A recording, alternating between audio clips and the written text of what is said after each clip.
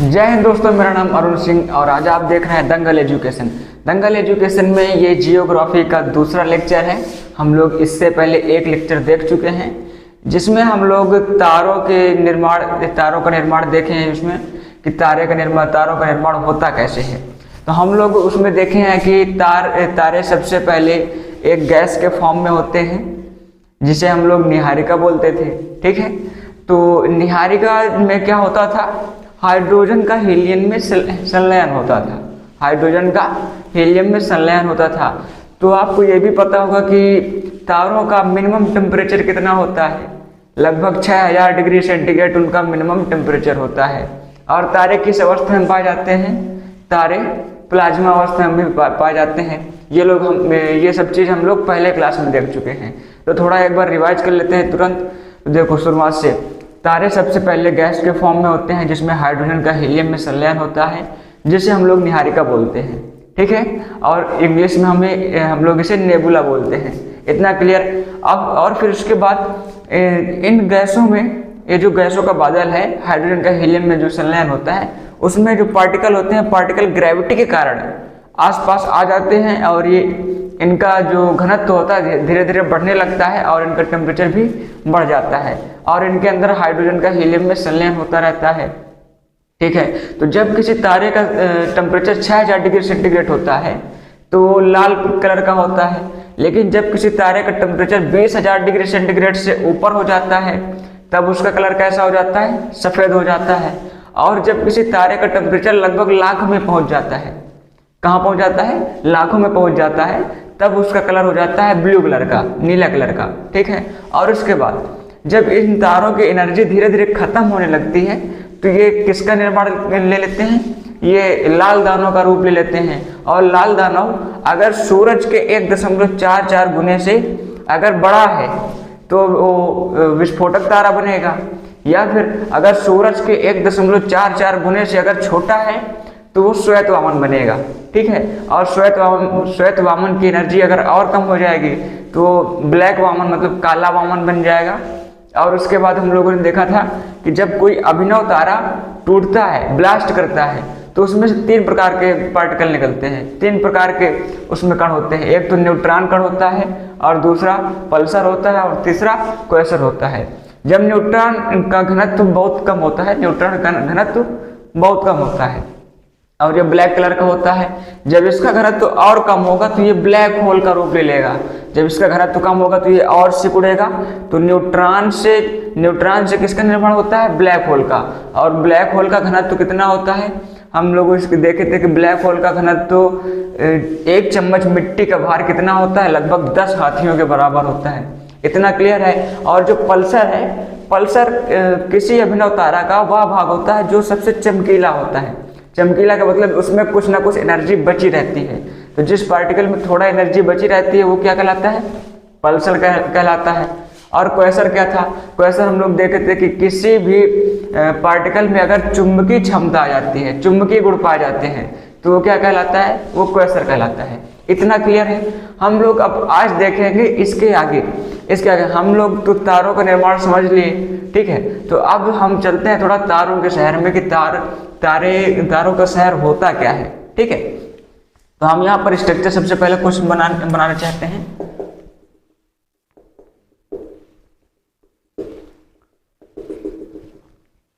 आप लोग नाम सुने होंगे आकाशगंगा। ठीक है, तो हम लोग यही देखेंगे।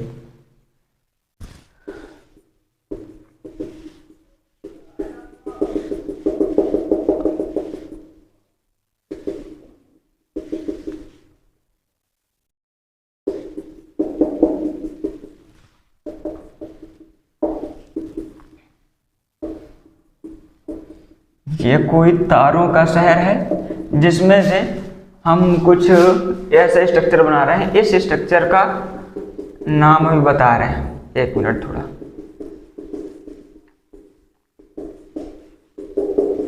इतना क्लियर है। अब आगे देखो, यहाँ पर हमने जी ये जो स्ट्रक्चर बनाया है, ये स्ट्रक्चर कहलाता है आकाशगंगा। तो देखो तारों का जो समूह होता है, तारों का समूह जो होता है उसे हम लोग क्या बोलेंगे, आकाशगंगा बोलेंगे। तो ये एक प्रकार का तारों का समूह है। तारों का ये क्या है, समूह है। हम लोग इसे क्या बोलेंगे, आकाशगंगा।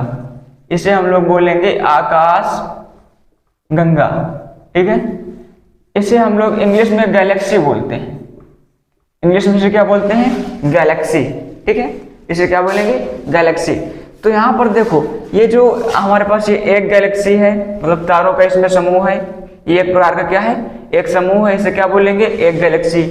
और ये क्या है, एक दूसरी गैलेक्सी, ये तीसरी और ये चौथी। तो इसी प्रकार के पूरे ब्रह्मांड में, इसी प्रकार के पूरे ब्रह्मांड में कई सारे स्ट्रक्चर पाए जाते हैं, और ये स्ट्रक्चर लगभग 100 अरब होते हैं। ये कितने होते हैं, लगभग 100 अरब स्ट्रक्चर होते हैं। तो मतलब पूरे ब्रह्मांड में इसी तरह 1 2 3 4 5 6 इसी तरह कितने पाए जाते हैं, 100 अरब गैलेक्सी पाई जाती हैं। पूरे ब्रह्मांड में कितनी गैलेक्सी पाई जाती हैं, 100 अरब। और ठीक है, अब एक गैलेक्सी में, ये हमारी एक गैलेक्सी है, एक गैलेक्सी में लगभग 100 अरब तारे पाए जाते हैं, ठीक है। तो एक गैलेक्सी में तारे कितने पाए जाते हैं, लगभग 100 अरब पाए जाते हैं। इतना क्लियर है। तो देखो, ब्रह्मांड में टोटल 100 अरब गैलेक्सी पाई जाती हैं, और एक गैलेक्सी में लगभग 100 अरब तारे पाए जाते हैं। तो हम अगर तारों की संख्या देखें, अगर हम लोग तारों की संख्या देखें, तो तारों की संख्या तो हम लोग ऐसे निकाल सकते हैं कि 100 अरब गैलेक्सी और एक गैलेक्सी में 100 अरब तारे, अगर इन दोनों का मल्टीप्लाई करा दें तो हमारे पास निकल आ जाएगा तारों की संख्या। तो तारों की संख्या कितनी है, 100 × 100 अरब, मतलब 100 × 100 अरब तारों की संख्या है पूरे ब्रह्मांड में। लगभग में कोई एग्जैक्ट वैल्यू है नहीं, तो मतलब इसको लगभग में माना गया है, ठीक है। तो देखो, ये हमारा तारों की संख्या हो गई। तारों की संख्या कितनी है, लगभग 100। अब देखो, अगर हम लोग इसमें ये जो आकाश गंगा है, हम लोग किसी एक आकाश गंगा में रहते हैं जिसका नाम क्या है, मंदाकिनी, ठीक है। मान लिया हमारी ये वाली आकाश गंगा है, और हम लोग अपने आकाश गंगा का नाम क्या रखते हैं, मंदाकिनी।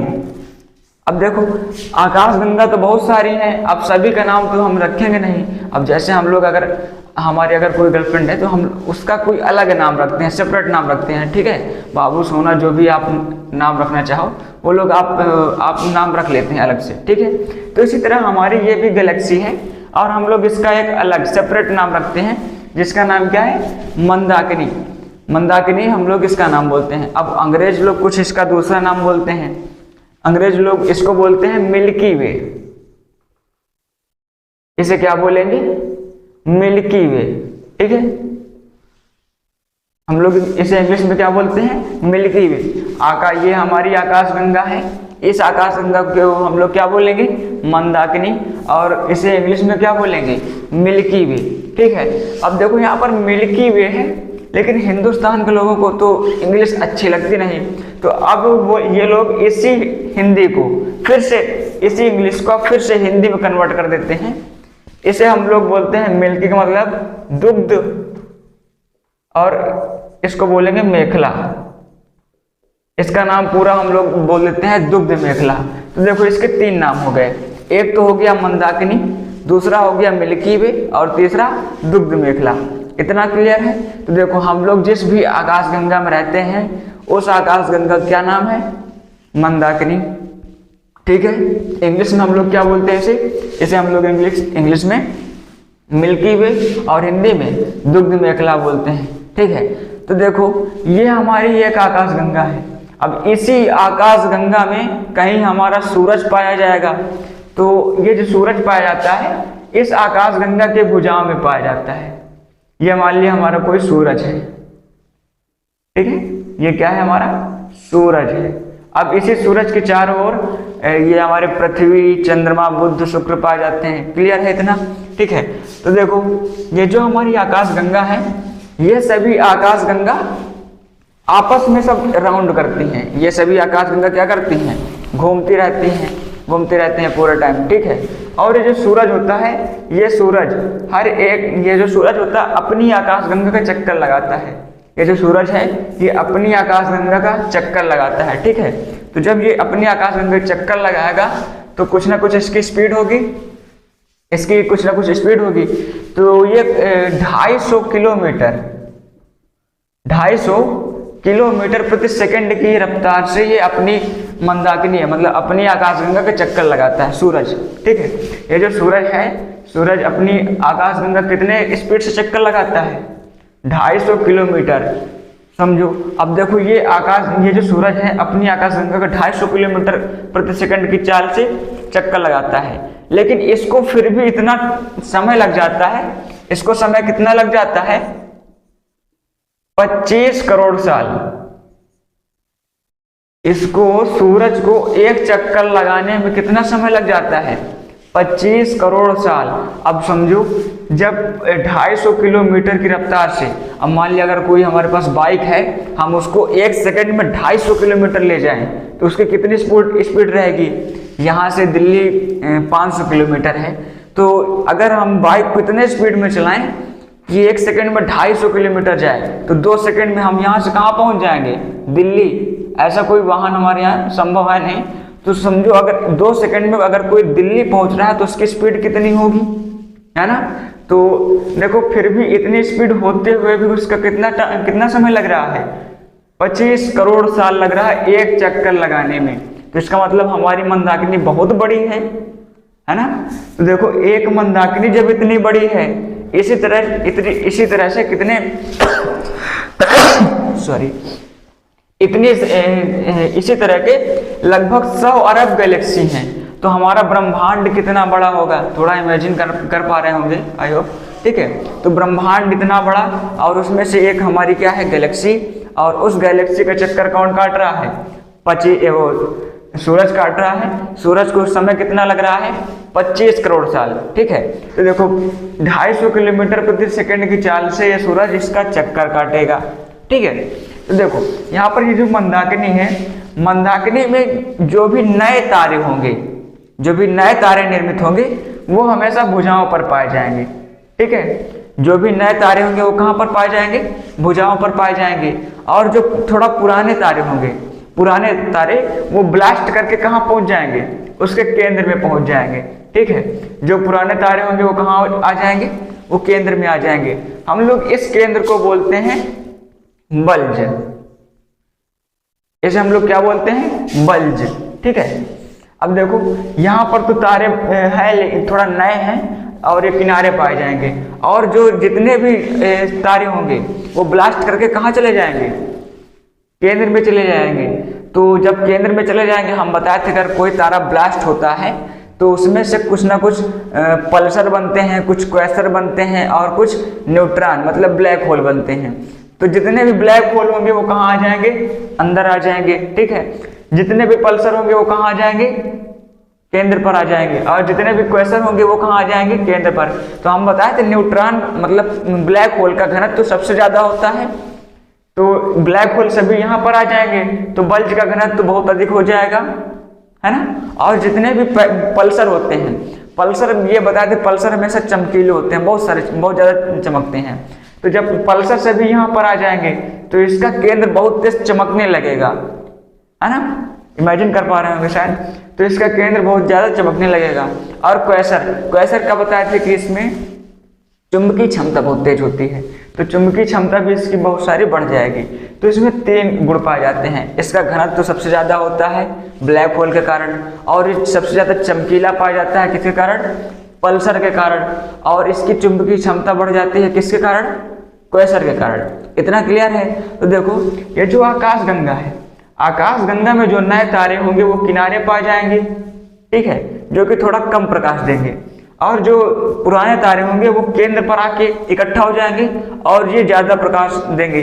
तो देखा होगा आपने कभी कभी मोबाइल पे कि इसका केंद्रीय वाला भाग ये ज्यादा चमकीला होता है और ये बाहरी वाला भाग थोड़ा कम चमकीला होता है, ठीक है। तो हमारा जो सूरज है ये अभी नया तारा है। हमारा सूरज अभी कहाँ है? ये भुजाओं पर है और ये नया तारा है। तो जो भी नया तारा होता है वो कहाँ होता है? भुजाओं पर होता है। तो देखो ये सूरज कहाँ पर है? अभी भुजाओं पर है। तो इसका मतलब अभी ये इसको यहाँ तक जाने में, केंद्र तक जाने में इसको बहुत समय लग जाएगा, ठीक है। तो सूरज की जो आयु है, इसकी जो एज है वो टोटल इसकी है 10 अरब साल, कितनी है इसकी? 10 अरब साल। अब देखो यहाँ पर सूरज की आयु कितनी है? 10 अरब साल, जिसमें से ये 5 अरब साल जी चुका है। कितना जी चुका है? 5 अरब साल। फिर भी अभी 5 अरब साल बहुत होता है। 5 अरब साल में ये कहाँ पर पहुँच जाएगा? ये केंद्र में पहुँच जाएगा और ये ब्लास्ट करके इसका अस्तित्व खत्म हो जाएगा। जब सूरज का अस्तित्व खत्म तो हमारा भी अस्तित्व खत्म हो जाएगा। पृथ्वी का, चंद्रमा, जो भी है, जितने भी ग्रह होंगे वो सभी ब्लास्ट कर जाएंगे। इतना क्लियर है? ठीक है, तभी लोग कहते हैं कल की अवतार होगा। हमको लगता है यही आएगा। समझ में आया? देखो यहाँ पर सूरज का आयु कितनी है? वो 10 अरब साल है। इतना क्लियर हो गया। हम लोग मंदाकिनी के बारे में देख चुके। ठीक है, ये जो हम पूरा प्रोसेस बताए हैं ये सभी में पाया जाता है। ये किस में पाया जाता है? ये जो बल्ब होगा वो सभी आकाशगंगा में पाया जाएगा। ठीक है, नए तारे भुजाओं पर पाए जाते हैं, वो सभी में पाए जाएंगे।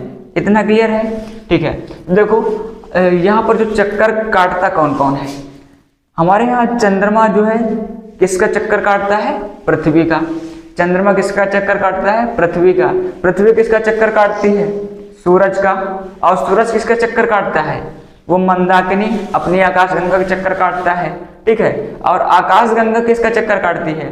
वो सभी आकाशगंगाओं का चक्कर काटती हैं, है ना। तो मतलब जितना भी सब कुछ है ब्रह्मांड में वो सब कुछ एक दूसरे का चक्कर काट रहा है। समझ में आया कुछ? है ना। तो मतलब सभी लोग एक दूसरे के साथ घूम रहे हैं, इधर उधर चक्कर काट रहे हैं। इतना समझ में आ गया? अब आगे देखो, यहाँ पर जो हमने मंदाकिनी के बारे में सब कुछ देख लिया। अब आगे देखते हैं इसके बारे में। ये जो सूरज है, सूरज का एक करीबी तारा है। सूरज का एक करीबी तारा है। ठीक है, सूरज भी एक प्रकार का तारा है। क्यों? क्योंकि जिसके पास अपना स्वयं का प्रकाश होता है। ठीक है, और जिसकी स्वयं की एनर्जी होती है उसे हम लोग क्या बोलते हैं? तारा बोलते हैं। ठीक है, तो यहाँ पर सूरज भी एक प्रकार का तारा है। अब इसका सूरज का सबसे करीबी तारा होता है प्रॉक्सिमा सेंचुरी। क्या नाम है उसका? Proxima Centauri. ठीक है, तो सूरज का सबसे करीबी तारा क्या कहलाता है? प्रॉक्सिमा सेंचुरी कहलाता है। तो देखो, अगर हम लोग बोले कि हमारा सबसे करीबी तारा क्या है, तो हमारा सबसे करीबी तारा है सूरज, और सूरज का सबसे करीबी तारा प्रॉक्सिमा सेंचुरी। ठीक है, अगर हम लोग बोले कि हमारा सबसे करीबी दूसरा तारा कौन है, तो हमारा सबसे करीबी दूसरा तारा प्रॉक्सिमा सेंचुरी होगा। क्यों? क्योंकि पहला तारा तो हमारा सूरज है और दूसरा तारा प्रॉक्सिमा सेंचुरी है। ठीक है, इतना क्लियर हो गया। अब इसके बाद आगे देखते हैं।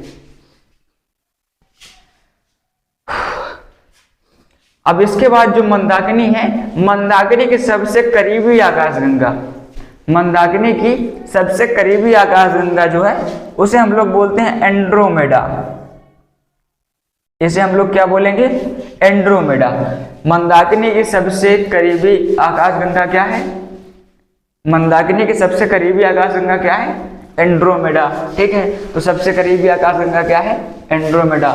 और उसके बाद दूसरी जो सबसे करीबी आकाशगंगा है उसे हम लोग इसको मालूम, उसका नाम है NGC M33। इसका नाम क्या है? NGC M33। ठीक है, देखो मंदाकिनी की सबसे पहली करीबी आकाशगंगा है, उसका नाम क्या है? एंड्रोमेडा। ठीक है, एंड्रोमेडा। और दूसरी सबसे करीबी आकाशगंगा NGC M33। इतना क्लियर है? तो ज्यादा नाम याद नहीं रखने, बस ये दो पूछते हैं, एक तो एंड्रोमेडा पूछ लेगा और या तो NGC M33। ये तो बहुत रेयर केस में पूछेगा, थोड़ा बड़े एग्जाम में पूछेगा, बाकी ये वाला आपसे पूछ लेगा। ठीक है, एंड्रोमेडा।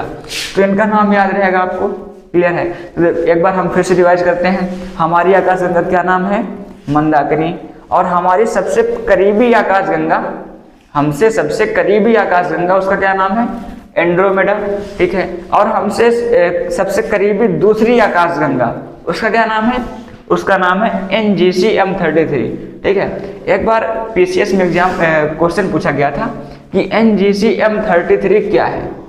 ऑप्शन ए था कि आकाशगंगा है, ऑप्शन बी था उल्का पिंड है, ऑप्शन सी था ब्लैक होल है, और ऑप्शन डी था कि ये कोई मतलब तारा है। तो क्या है? आकाशगंगा है। क्लियर है? तो हम यहाँ पर इतना समझ गए। अब एक चीज और भी पूछता है कि सुपर क्लस्टर क्या है। क्या सुपर क्लस्टर क्या है? तो सुपर क्लस्टर होता है 3 आकाशगंगा के समूह को क्या बोलते हैं? सुपर क्लस्टर बोलते हैं। 3 आकाशगंगा के समूह को क्या बोलेंगे? Super cluster. ठीक है, 3 आकाशगंगा के समूह को सुपर क्लस्टर बोलेंगे। तो देखो ये जो हमारा सुपर क्लस्टर है, हमको तो सभी का नाम याद है कि पहले ये जो सुपर क्लस्टर है उसमें से पहला क्या है? मंदाकिनी, दूसरा एंड्रोमेडा और तीसरा NGC M33। NGC M33 इतना क्लियर है? ठीक है, अब इसमें कुछ और थोड़ा एंजॉय वाली चीज देख लेते हैं। देखो अगर हम यहाँ पर अगर हमको अपने पृथ्वी से अगर पृथ्वी से सूरज तक जाना हो, पृथ्वी से अगर सूरज तक जाना हो तो उसकी दूरी लगभग 15 करोड़ किलोमीटर है। कितनी है दूरी? लगभग 15 करोड़ किलोमीटर। ठीक है, तो हमको अपने यहाँ से सूरज तक जाने में समय कितना लगेगा? अगर हम 1 सेकेंड में 3 लाख किलोमीटर जाएं, 1 सेकेंड में कितना जाएं? 3 लाख किलोमीटर। ठीक है, तो इसी तरह हम 1 मिनट तक चलें तो बहुत दूर चले जाएंगे। इसी तरह हम 2 मिनट तक चलें तब भी बहुत दूर चले जाएं। ठीक है, अगर हम इसी तरह 8 मिनट 20 सेकंड तक चलें, इसी प्रकार अगर हम 8 मिनट 20 सेकंड तक चलें तो हम पृथ्वी से सूरज तक पहुंच जाएंगे। ठीक है, तो देखो अगर हम 1 सेकेंड में 3 लाख किलोमीटर जा रहे हैं तो हमको अपने पृथ्वी से सूरज तक जाने में कितना समय लगेगा? 8 मिनट 20 सेकंड का समय लगेगा। ठीक है, यदि हमारी चाल कितनी है? 1 सेकंड में 3 लाख किलोमीटर। इतना क्लियर है? 3 लाख किलोमीटर क्या है? ये प्रकाश की चाल होती है। प्रकाश की चाल कितनी होती है? 3 × 10⁸ मीटर प्रति सेकंड होता है। लेकिन अगर हम लोग 3 लाख किलोमीटर पर 1 सेकंड में जाएं, अगर 3 लाख किलोमीटर 1 सेकंड में अगर हम जाएं तो 8 मिनट 20 सेकंड में हम लोग सूरज तक पहुंच जाएंगे। ठीक है, तो ये हमारा पहला तारा हो गया। अगर हम यहाँ दूसरे तारे की बात करें, दूसरा तारा क्या है? प्रॉक्सिमा सेंचुरी, जो कि हमारे सूरज से सबसे नजदीकी तारा है। ठीक है, तो देखो अगर हम 1 सेकंड में 3 लाख किलोमीटर जा रहे हैं तो सूरज तक जाने में 8 मिनट 20 सेकंड का समय लगता है। तो अगर हम इसी तरह 1 महीने तक जाएं, 1 सेकंड में 3 लाख किलोमीटर जाएंगे। ठीक है, और उसके बाद अगर 1 मिनट तक 3 लाख किलोमीटर जाएं तो और अच्छी दूरी तय कर लेंगे। इसी तरह अगर हम 1 महीने तक जाएं 3 लाख किलोमीटर की चाल से तो उससे ज़्यादा दूरी तय कर लेंगे। अगर 1 साल तक चलें तो और ज़्यादा दूरी। तो इसी तरह हमको अगर 4 साल चलना पड़े, 1 सेकंड में 3 लाख किलोमीटर अगर हम 4 साल तक चलें तब हम कहाँ पहुँच पाएंगे? प्रॉक्सिमा सेंचुरी तक, जो कि हमारा सबसे करीबी तारा है। ठीक है, तो जो गाना बना है कि आ ले चलो तुझे तारों के शहर में, तो तारों के शहर में जो सबसे नज़दीकी तारा है वो है प्रॉक्सिमा सेंचुरी। तो सबसे नज़दीकी तारा में पहुँचते पहुँचते 4 साल लग जाएंगे। अब कहीं अगर रास्ता भटक गए तब तो फिर बवाल हो जाएगा। तो समझ में आया कुछ? तो हमारा वीडियो यहीं पर समाप्त होता है। धन्यवाद। हम इसके आगे मिलेंगे अगले वीडियो में। Thank you.